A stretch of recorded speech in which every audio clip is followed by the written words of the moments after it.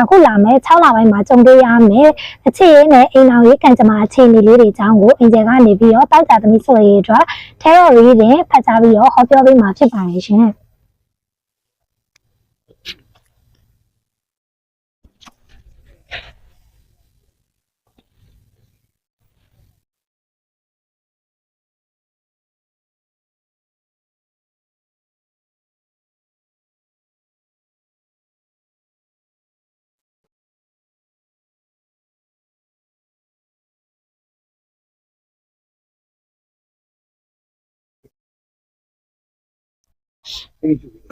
ခုလာမယ်တောက်ချသမီးဆက်လေးအတွက်လာမယ့်6လပိုင်းမှာကြုံတွေ့ရမယ်ခြေရခံခြေနေလေးအတွက်ကြားရောက်လာတဲ့ Tarot Number လေးကတော့ Strength ဆိုတဲ့ Tarot Number လေးပဲဖြစ်ပါရဲ့ရှင် Strength ဆိုတဲ့ Tarot Number လေးကအင်ဂျယ်ရဲ့တောက်ချသမီးဆက်လေးဟာအခြေရခံခြေနေအနေငယ်ကန်ခေနေတတ်ပါရဲ့ရှင်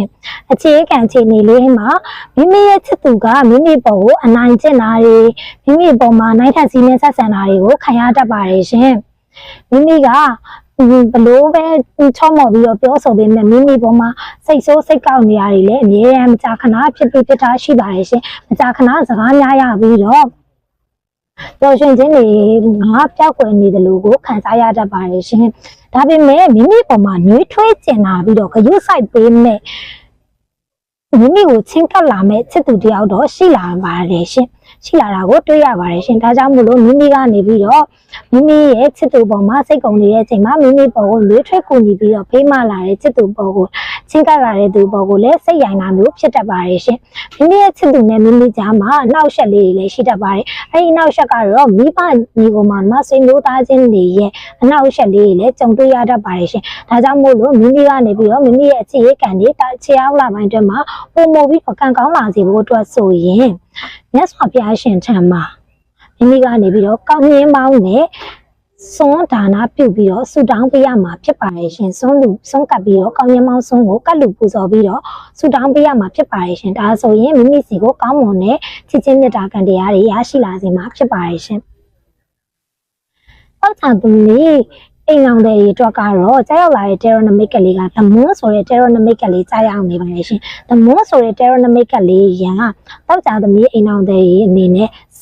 စုပ်လဲစူးစားလဲယူဆိုတဲ့ဘဝကိုရောက်ရှိနေတတ်ပါတယ်အခုလာမယ့်6လပိုင်းထဲမှာဒါကြောင့်မလို့6လပိုင်းအတွင်းမှာဆိုရင်စုပ်လဲစူးစားလဲယူဆိုတဲ့ဘဝအခြေအနေမျိုးဆိုတော့ကြားရောက်နေတယ်ဆိုတော့အိမ်အောင်ရေးကံညံ့တာပေါ့နော်ဒါကြောင့်မလို့အိမ်အောင်ရေးကံညံ့တာဖြစ်တဲ့အတွက်မိမိဘက်ကနေပြီးတော့တတိထားစရာတွေစိတ်ညင်စရာတွေအများကြီးရှိပါတယ်ရှင်အဲ့ဒီတဲကမှမိမိရဲ့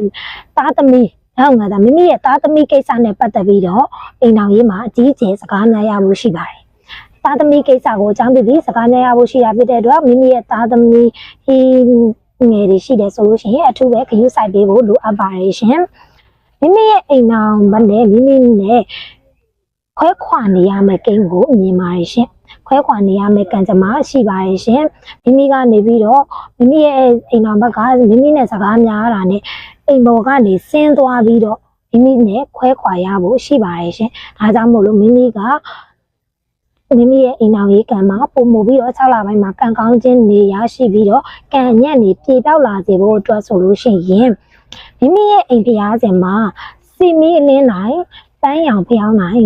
စီမီလင်းနိုင်ကို6တိုင်တိတိလှူဒန်းပြီးတော့လှူဒန်းဆက်ကပ်ပြီးတော့ဆူတောင်းပေးရမှာဖြစ်ပါတယ်ရှင်ဒါဆိုရင်မိမိရဲ့ကံညံ့နေပြေပြောက်သွားစေမှာဖြစ်ပါတယ်ရှင်အခုခေါ်ကြားပေးသွားတာကတော့တောက်ချာသမီးဆက်လေးတွေအတွက်6လပိုင်းမှာကြုံတွေ့ရမယ်ချစ်ရေးနဲ့အိမ်အောင်ရေးကံကြမ္မာအခြေအနေလေးကို Tarot Reading ဖတ်ကြားပေးခဲ့တာပဲဖြစ်ပါတယ်ရှင်